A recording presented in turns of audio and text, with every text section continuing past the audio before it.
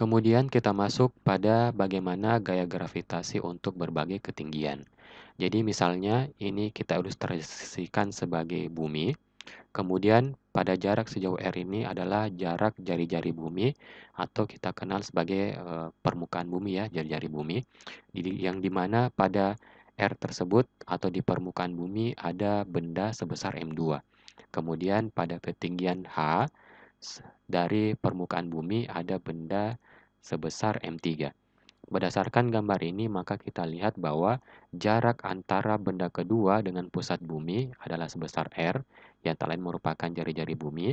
Kemudian jarak benda ketiga terhadap pusat bumi yakni sebesar R ditambah dengan H, di mana R ini menyatakan jari-jari bumi dan H ini menyatakan ketinggian benda M3 diukur dari permukaan bumi. Oleh karena itu, besar gaya yang dialami oleh benda 2, yakni sebesar F2 sama dengan G dikali MB dikali M2 dibagi R kuadrat, dan F3 yakni sama dengan G MB dikali M3 per R tambah H kuadrat. Jadi terlihat bahwa gaya itu berbanding terbalik dengan jaraknya ya, yang memberikan arti bahwa semakin jauh jarak benda tersebut satu sama lain, maka gayanya akan semakin kecil. Kemudian apabila kita ingin mencari perbandingan antara gaya benda 3 dan gaya benda 2, maka kita bisa menggunakan persamaan berikut ini. Selanjutnya, bagaimana cara menentukan percepatan gravitasi? Kita lihat di sini, misalnya kita tinjau dua buah benda, yakni massa bumi dan benda M2 yang berada di permukaan bumi. Oleh karena itu, gaya gravitasi yang muncul di antara M2 dan MB itu sebesar berikut. Kita ketahui bahwa benda yang berada di permukaan bumi ini akan mengalami gaya berat sebesar M2 dikalikan dengan G.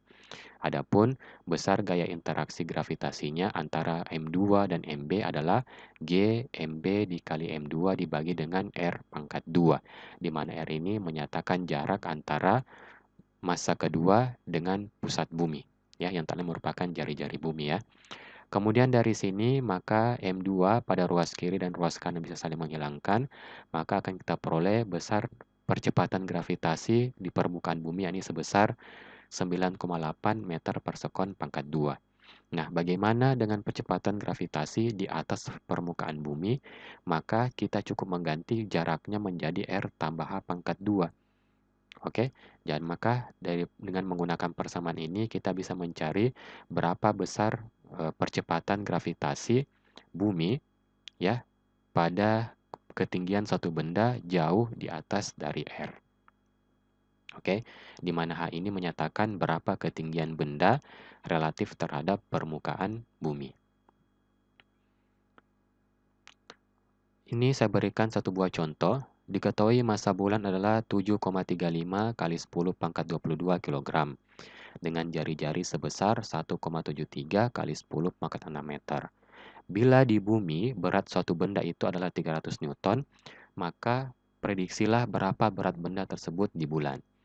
Langkah pertama itu kita harus mencari terlebih dahulu berapa massa benda di bumi, yakni menggunakan persamaan W sama dengan M dikali percepatan gravitasi di bumi. Oleh karena itu, dengan aljabar biasa kita peroleh massa bumi itu sebesar 30,6 kg. Ingat ya, massa itu dia sifatnya tetap. Oke, oleh karena itu kenapa kita mencari massa supaya kita mengetahui berapa suatu besaran yang tetap dari benda tersebut, yakni massanya. Oke, jadi dimanapun benda itu berada, maka massanya akan selalu sama.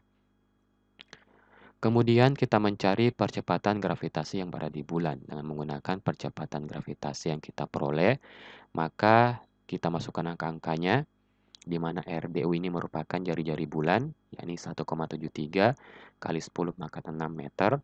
Lalu kita kerjakan secara matematis, maka akan kita peroleh besar percepatan gravitasi bulan itu sebesar 1,6 meter per sekon pangkat 2.